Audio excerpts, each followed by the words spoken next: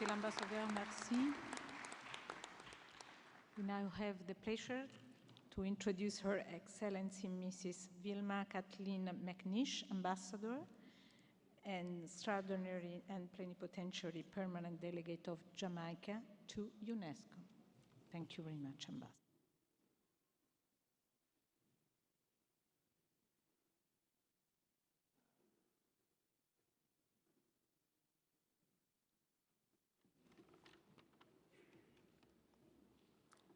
Mr. President, Madam Director General, Honorable Ministers, Permanent Delegates, ladies and gentlemen, I bring you greetings from Jamaica.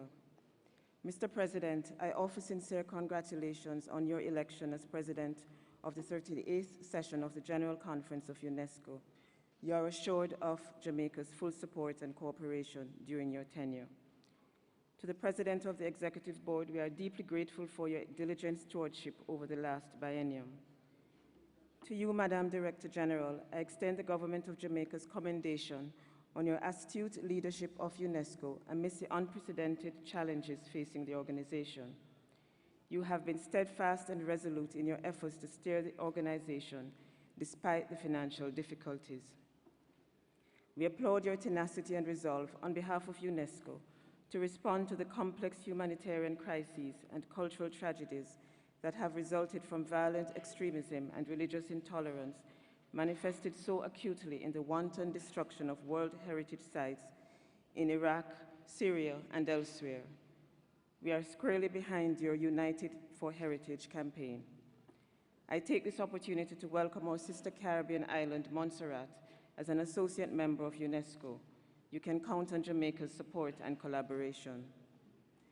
Mr. President, 70 years ago at the founding of UNESCO, there was a shared and fervent vision of a multilateral institution that would harness the creativity, collective will, and determination of the international community to solve some of the world's most pressing problems and contribute to sustainable peace and prosperity.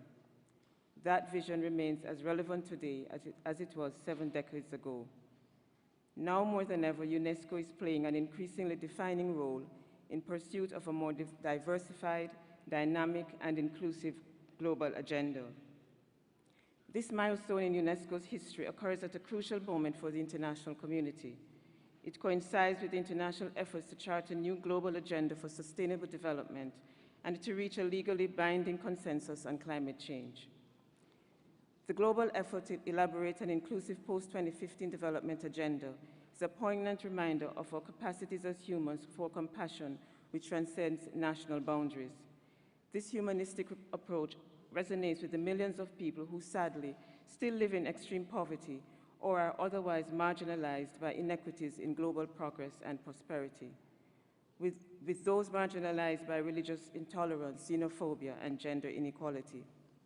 With its core mandate to promote international cooperation in education, the sciences, culture, communication, and information, UNESCO remains well placed to play a significant role in the fulfillment of the development aspirations of millions around the world. This is reflected in its leadership in 3 seminal programs: Culture for the Future, Education for All, and Sciences for the Future. As a country whose culture is world-renowned, Jamaica recognizes UNESCO's invaluable role in promoting the cultural and creative industries as key drivers of development. Cultural and creative industries are a significant contributor to Jamaica's GDP. Indeed, a National Cultural and Creative Industries Commission was established last year to undertake the development and implementation of a policy and master plan for the sector. Mr. President, the 3rd International Conference on Small Island Developing States, held in Samoa last September, focused the world's attention on a group of countries that remain a special case for sustainable development in view of their unique and peculiar vulnerabilities. I refer in particular to their vulnerability to the adverse effects of climate change.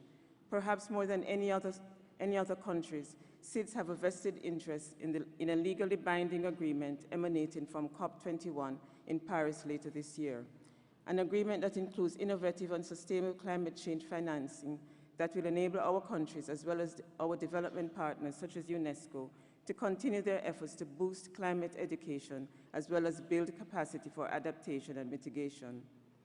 While we lament the demise of the dedicated SIDS intersectoral platform due to the financial crisis facing the organization, Jamaica commends UNESCO for its creativity in responding to the unique vulnerabilities of small island developing states and welcomes the priority attention that continues to be accorded to SIDS in UNESCO's medium-term strategy. Mr. President, the government of Jamaica is deeply committed to improving our people's lives and ensuring prosperity and sustainable development. These efforts have been aided in no small part by UNESCO's active engagement in Jamaica. I should mention that this year, the Jamaica National Commission for UNESCO celebrates its 50th anniversary. On behalf of the government of Jamaica, allow me to express our appreciation to UNESCO for its continuing focus on social inclusion, on building the skills of our people through technical and vocational education and training, on supporting our efforts to ensure greater gender balance, on eradicating illiteracy and poverty, and on promoting youth empowerment and science and technology. Mr. President, at the 39th session of the World Heritage Committee in Bonn in July, Jamaica was honored and privileged to have its first site, the Blue and Jonquil Mountains, inscribed in the World Heritage List, the first mixed site in the Caribbean region and one of the 32 in the world. We are mindful of the trust placed in us to protect and preserve this unique landscape as part of the common heritage of mankind. I end by renewing the government of Jamaica's commitment to support for UNESCO in advancing the progress of our community of nations, as well as our values of peace and prosperity for the benefit of the present and future generations. Thank you.